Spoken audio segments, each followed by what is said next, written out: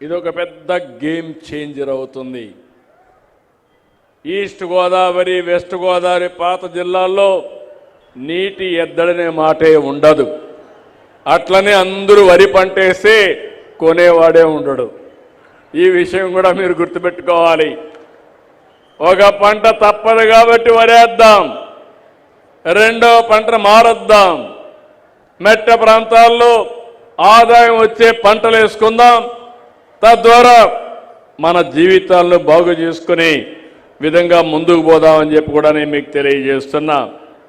మీలో ఒక విషయం మీరు గుర్తుపెట్టుకోవాలి. పోలవరం పూర్తి కావాలి. నీళ్లు వస్తే పొలాలకు విలువ వస్తుంది. నీళ్లు లేకపోతే పొలాలకు విలువ ఉండదు. ఒకప్పుడు ఇక్కడ నీళ్లు ఉండేటివి కాదు. ఆ రోజు ఇబ్బందులు పడ్డాం.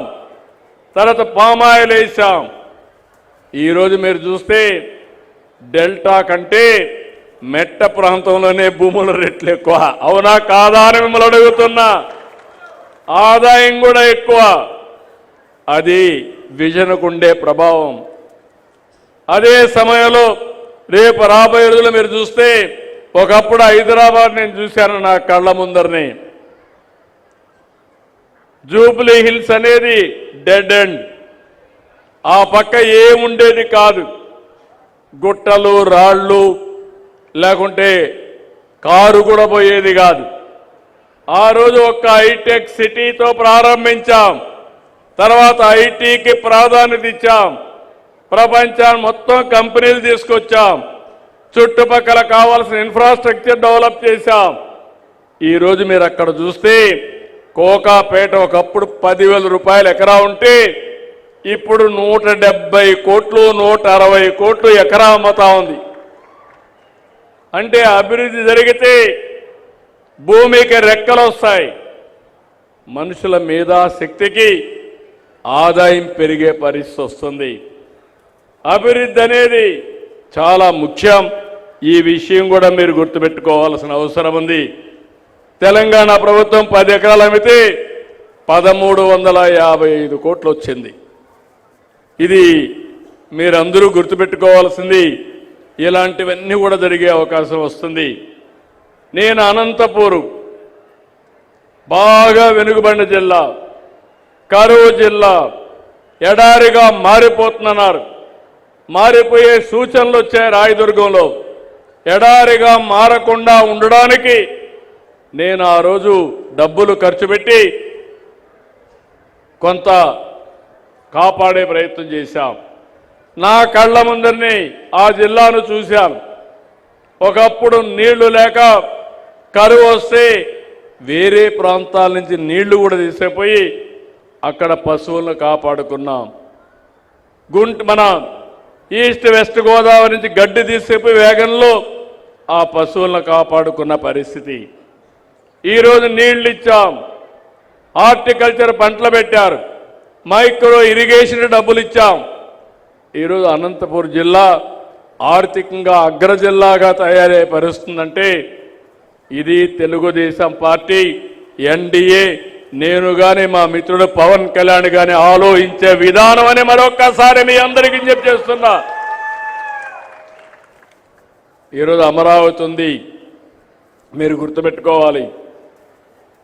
పోలవరం పూర్తి చేస్తే నీళ్లు వస్తాయి. విశాఖపట్నం మొన్నే మీరు చూశారు. విశాఖపట్నం నగరంలో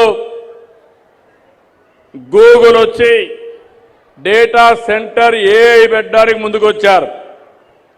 మనకు ఆర్థిక సంస్కరణలు వచ్చిన తర్వాత మొట్టమొదటిసారిగా $15 బిలియన్ అంటే దగ్గర దగ్గర 1,40,000 కోట్ల రూపాయలు పెట్టుబడులు పెడుతున్నారు. అది ఈ ప్రభుత్వం పైన ఉండే విశ్వసనీయతని మరొకసారి మీ అందరికీ విజ్ఞప్తి చేస్తున్నా. దీనివల్ల విశాఖపట్నం బ్రహ్మాండంగా అభివృద్ధి అవుతుంది. ఈరోజు విశాఖపట్నం ఎకనామిక్ రీజియన్ తీసుకొస్తున్నాం. ఇప్పుడు ఇక్కడ ఉన్నారు. 1 అవర్లో మీరు అమరావతికి వస్తారు. భవిష్యత్తులో వెస్ట్ గోదావరి పాత జిల్లా నుంచి నేరుగా ప్రకాశం జిల్లా వరకు అమరావతి ఎకనామిక్ రీజియన్ పెడుతున్నాం. నెల్లూరు నుంచి కర్నూలు వరకు తిరుపతి ఎకనామిక్ రీజియన్ ఒకటి ఏర్పాటు చేస్తాం. అమరావతి పనులన్నీ ముమ్మరంగా జరుగుతున్నాయి. మన పిల్లలకు ఉపాధి కల్పించాలంటే మీరు ఇక్కడ చేసే ఉద్యోగాలే కాకుండా అక్కడ ఉద్యోగాలు కల్పించే దిశగా ముందుకు పోతాం. ఆ ప్రాంతాన్ని మీరు గుర్తుపెట్టుకోవాల్సింది 2028కి ఫేజ్ 1 పనులు పూర్తవుతాయి.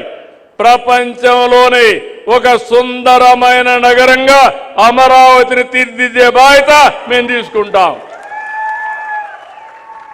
విశాఖపట్నం వస్తుంది, అమరావతి వస్తుంది, తిరుపతి కూడా డెవలప్ చేస్తాం. అక్కడ వెంకటేశ్వర స్వామి ఉన్నాడు. వెంకటేశ్వర స్వామి పేరు చెప్తే ప్రపంచంలో ఉండే హిందూస్ అంతా తిరుపతికి వచ్చే పరిస్థితికి వస్తారు. దాన్ని కూడా డెవలప్ చేస్తాం. కానీ మీరు పదే పదే మా మిత్రుడు పవన్ కళ్యాణ్ గారు చెప్తా ఉంటారు, రాబోయే 15 సంవత్సరాలు ఎన్డీఏ ప్రభుత్వం ఈ రాష్ట్రంలో ఉండాలనేది ఒక ఆకాంక్ష. ఈ ఆకాంక్ష అంటే దేనికోసం మీరు